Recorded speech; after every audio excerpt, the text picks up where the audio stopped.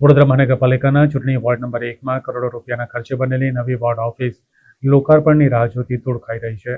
વડોદરા મહાનગરપાલિકામાં ચૂંટણી ward number 1માં છેલ્લા 8 માસથી બનીને તૈયાર અદ્યતન કચેરીમાં આવશ્યક તમામ વ્યવસ્થાઓ ઉપલબ્ધ કરાવી દેવામાં આવી છે. વિશાળ પરિસરમાં બનેલી આ બિલ્ડિંગ, જેમાં વીજ, પાણી અને ડ્રેનેજના જોડાણ પણ થઈ ગયા છે. અધિકારીઓની કેબિન પણ તૈયાર છે અને તેમાં ફર્નિચર પણ મુકાઈ ચૂક્યું છે, પરંતુ તેને કાર્યરત કરવા કોઈ ચોક્કસ મુહૂર્તની રાહ જોવામાં આવી રહી છે.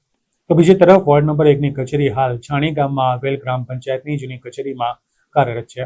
આ કચેરી વર્ષો જૂની હોવાથી તેમાં સતત પાણી ટપકે છે, મહત્વના દસ્તાવેજો પલળી રહ્યા છે, કરંટ પણ ઉતરે છે અને સાથે સાથે અધિકારીઓને પણ બેસવાની જગ્યા નથી.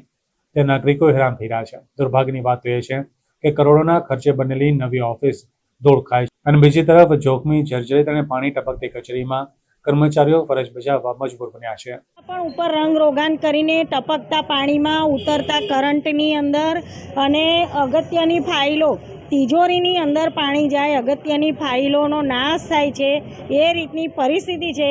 રેવન્યુ ઓફિસની અંદર 2 માણસ ઊભા રહીને એનું કામ ના કરી શકે. અમારું સેનેટરી ને વોર્ડ બંને અને એન્જિનિયરિંગ તમામ અહીંયા આ નાની ઓફિસની અંદર ચાલે છે.